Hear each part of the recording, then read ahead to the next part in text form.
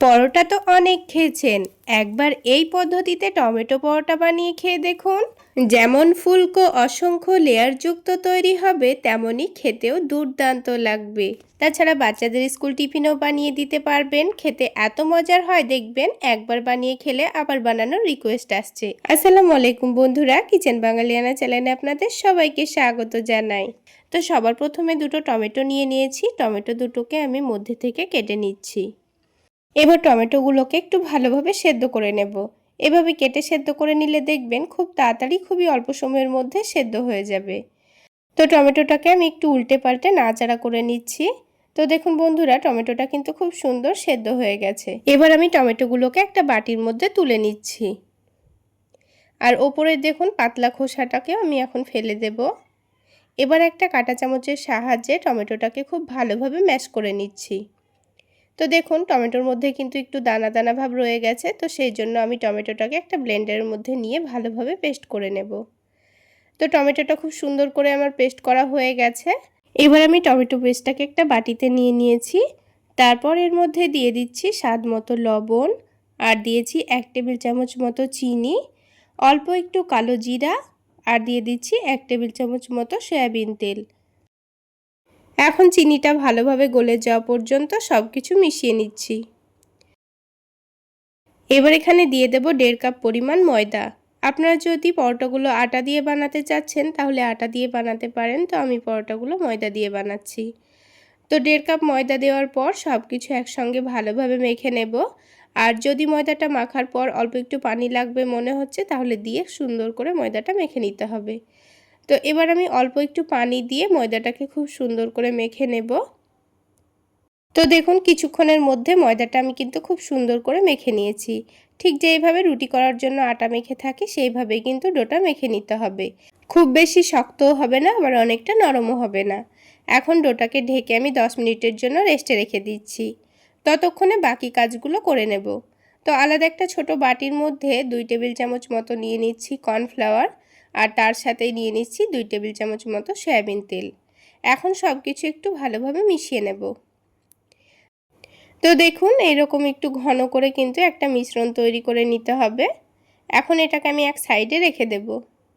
এবার এই ডোটাকে আমি আবার একটু ভালো করে মেখে নেব। তাহলে ডোটা দেখবেন আগের থেকে অনেকটাই স্মুথ হয়ে গেছে।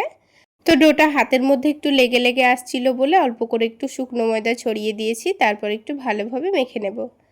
তারপর এই ডোটা থেকে আমি কয়েকটা লেচি কেটে নিচ্ছি। আপনারা আপনাদের পছন্দ মতো করে লেচিগুলো কেটে নেবেন। তো আমি মিডিয়াম সাইজের পরোটাগুলো বানাবো, সেই জন্য মিডিয়াম করে লেচিগুলো কেটে নিয়েছি। এবার হাতের তালুতে ঘুরিয়ে ঘুরিয়ে সফট করে একটা লই তৈরি করে নেব। এখন আমি পরোটাটা বেলে নেব। তো আমার সুবিধা অনুযায়ী ময়দা ছড়িয়ে দিয়ে আমি পরোটাটা বেলে নিচ্ছি, আপনারা চাইলে তেল দিয়েও বেলে নিতে পারেন। তো দেখুন রুটিটাকে আমি একটু বড় করে আর পাতলা করে বেলে নিয়েছি। এবার যে তেল আর কর্নফ্লাওয়ারের মিশ্রণটা রেডি করে রেখেছিলাম সেটা এখান থেকে 1 থেকে 2 চামচ নিয়ে রুটির ওপর ভালোভাবে লাগিয়ে দিতে হবে। এইভাবে তেল আর কর্নফ্লাওয়ারের মিশ্রণটা লাগালে কিন্তু খুব সুন্দর পরোটাটা খাস্তাও তৈরি হবে। আর এর ওপরে অল্প করে একটু শুকনো ময়দা ছড়িয়ে দেব, তাহলে পরোটার লেয়ারগুলো কিন্তু খুব সুন্দর খুলে খুলে আসবে। এবার এটাকে 4টা ভাঁজ করে নেব। আমি আজকের পরোটাটা চৌকো শেপে তৈরি করে নিচ্ছি, আপনারা চাইলে গোল করেও তৈরি করে নিতে পারেন। তো দেখুন দুটো ভাঁজ করে নেওয়ার পর ওপরে আবারও একটু তেল কর্নফ্লাওয়ারের মিশ্রণটা দিয়ে আবারও ময়দা ছড়িয়ে দিয়েছি। এবার এটাকে আবারও দুটো ভাঁজ করে নেব। তো দেখুন একটা লই কিন্তু আমাদের তৈরি করা হয়ে গেল। ঠিক একইভাবে আমি সবগুলো লই এইভাবে প্রথমে তৈরি করে নেব। আর দেখুন প্রথমে যে লইটা আমি তৈরি করে রেখেছিলাম সেটা থেকেই কিন্তু পরোটাটা আমি প্রথমে বেলে নেব। তো পরোটাটা বেলার আগে আমি আরও একটা কাজ রেডি করে নেব। একটা প্লেটের মধ্যে আমি দুটো ডিম ভেঙে নিচ্ছি। এবার এখানে দিয়ে দেব অল্প একটু টমেটো কুচি, তারপর দিয়ে দেব পেঁয়াজ কুচি, আর তারপর দিয়ে দেব ধনেপাতা কুচি, আর দিয়ে দিচ্ছি ঝালের জন্য কাঁচামরিচ কুচি।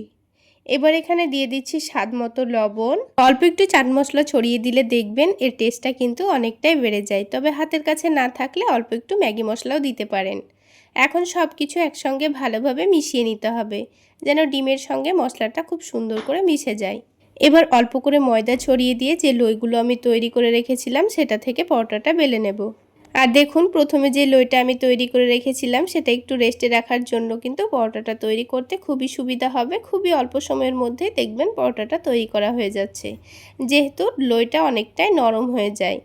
তো দেখুন একটু বড় করে আর পাতলা করে আমি পরোটাটা বেলে নিয়েছি। এখন পরোটাটাকে ভেজে নেব। তো এইভাবেও আপনারা পরোটাটা ভেজে নিতে পারেন। তো এই পরোটাটাকে আমি একটু ডিমের মধ্যে কোট করে নিয়ে ভেজে নেব। তো সেই জন্য কাঁচা থাকা অবস্থায় আমি পরোটাটাকে ডিমের ব্যাটারে খুব সুন্দর করে দেখুন ডুবিয়ে নিচ্ছি। এবার পরোটাটাকে ভেজে নেব। তো ভেজে নেওয়ার জন্য দেখুন আমি আগে থেকে তেল গরম করে নিয়েছি। তেলটা যখন হালকা গরম হয়ে গেছে তখন আমি পরোটাটা দিয়ে দিয়েছি। এবার ওপরটাতে অল্প করে একটু ডিম দিয়ে দিচ্ছি, তাহলে পরোটাটা খেতে ভীষণ ভালো লাগবে। তাই ওপর থেকে চারিদিকে একটু করে ডিমের মিশ্রণটা ছড়িয়ে দিচ্ছি। এবার গ্যাসের ফ্লেমটা মিডিয়াম আঁচে রেখে একটু সময় নিয়ে পরোটাটাকে উল্টে পাল্টে ভেজে নেব। তো পরোটার একদিকটা দেখুন হালকা ভাজা হয়ে গেছে। এখন আমি পরোটাটাকে উল্টে দিয়েছি। যেহেতু কাঁচা থাকা অবস্থায় পরোটাটা আমি ডিমের ব্যাটারে কোট করে নিয়েছি, তাই কিন্তু একটু সময় নিয়ে পরোটাটাকে ভেজে নিতে হবে, তাহলে ভেতর পর্যন্ত খুব সুন্দর ভাজা ভাজা হবে। তো দেখুন পরোটাটা উল্টে নেওয়ার পর কত সুন্দর বলের মতো ফুলে উঠেছে। আর এই রকমই কিন্তু সবগুলো পরোটাই ফুলকো তৈরি হবে। তো দেখুন বন্ধুরা, একটা পরোটা কিন্তু আমার তৈরি করা হয়ে গেল।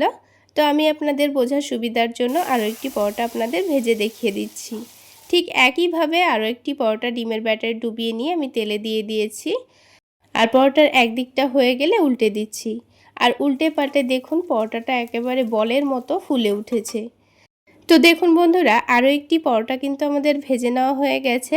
ঠিক একইভাবে আমি সবগুলো পরোটাই ভেজে নেব। এই টক মিষ্টি ঝাল পরোটাগুলো একবার কাউকে বানিয়ে খাওয়ালে দেখবেন আবার বানিয়ে খাওয়ার রিকোয়েস্ট আসছে।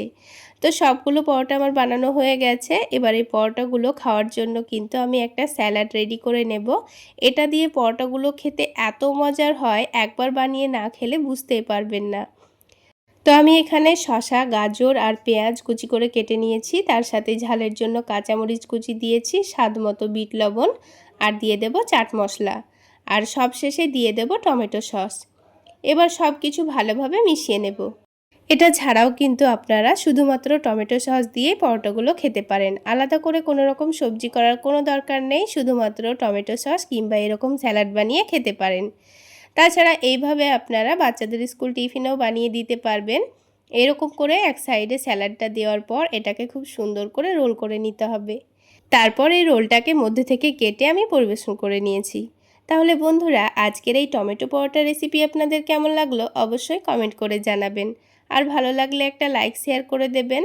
আর আমার এই সহজ রেসিপিগুলো যদি ইউটিউব চ্যানেল থেকে দেখে থাকেন চ্যানেলটি সাবস্ক্রাইব করে দেবেন।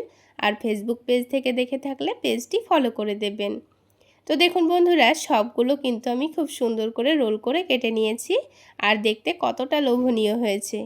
তাহলে বন্ধুরা, আজকে এই পর্যন্তই। সকলে অনেক বেশি ভালো থাকবেন, সুস্থ থাকবেন। দেখা হচ্ছে আবার একটি নতুন রেসিপি নিয়ে নেক্সট এপিসোডে।